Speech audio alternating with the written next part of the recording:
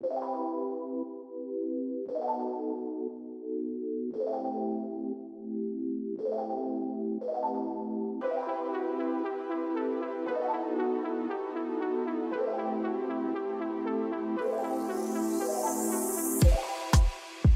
Church, I'm Magdeline.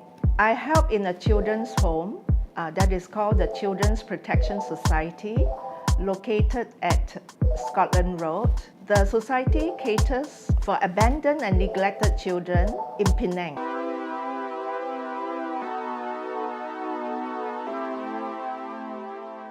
I joined GBC and got baptized about 5 years ago.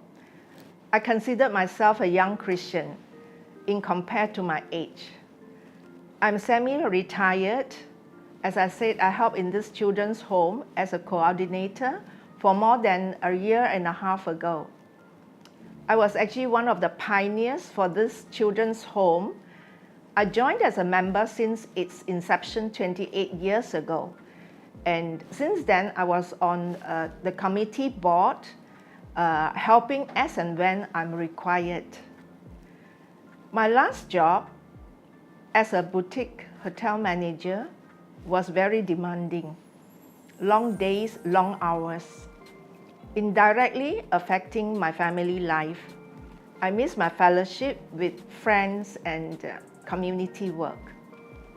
At that time, when I was feeling very tired, was on the verge of resigning, but didn't know what I was going to do, the executive secretary of the children's home walked in and handed me a resignation letter.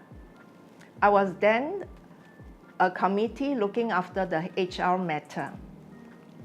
And the chairman and the executive committee then talked to me and trying to persuade me to be on board, overseeing the running of the home on my terms.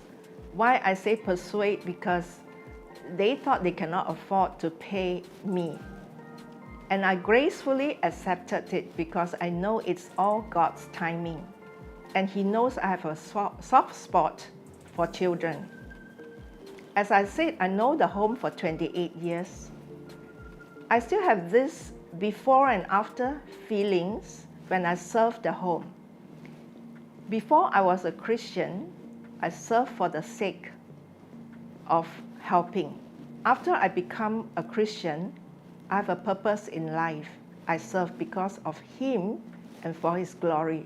And I pray for wisdom, patience, and lots of love to care for these underprivileged children and to transform them to become a better person. Handling these kids is not an easy task, as they are from single family, dysfunctional and broken homes. And due to their poverty background, some of them came to the shelter with no proper education, or they lapsed going to school for a couple of years. This is a challenging task for us to put them back to the school system. When we finally put them in school, there will also be lots of complaints from the form teachers about their grade. So we need a lot of volunteers to give them tuition and guidance. And another challenge is the behavior of the children. It can be frustrating. We are trying to teach them good behavior, and many times our patience is tested. The success story can be those children who grown up and they graduated and they work in the good factories, and even one of them has become a lecturer at USM. And we do have failures, not all success story. We have failures too. When the children went back to the home environment, they are back to their own self. And some of them went back to stealing or drug trafficking or cases like that. But the joy of serving them is also abundance. When we see them successful in the studies, as caregivers, we have a sense of pride, a sense of fulfillment.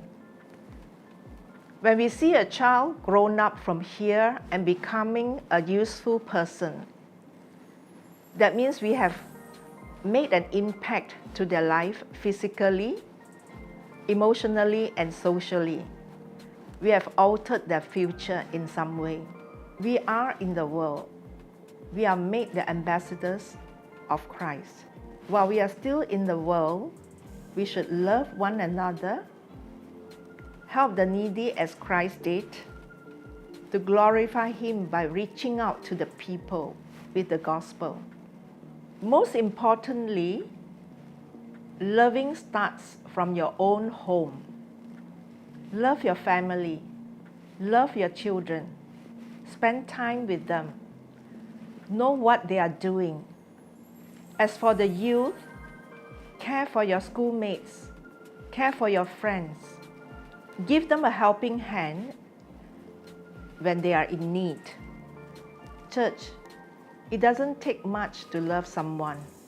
If I can, you can too.